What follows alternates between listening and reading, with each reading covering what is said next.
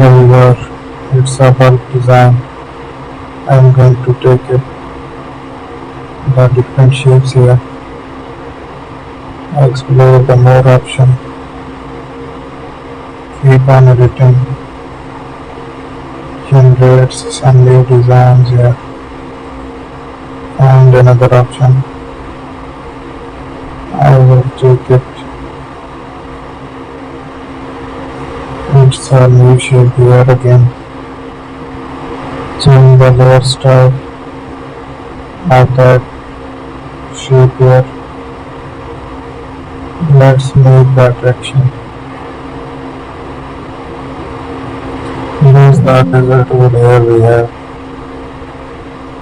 Try the different designs to make it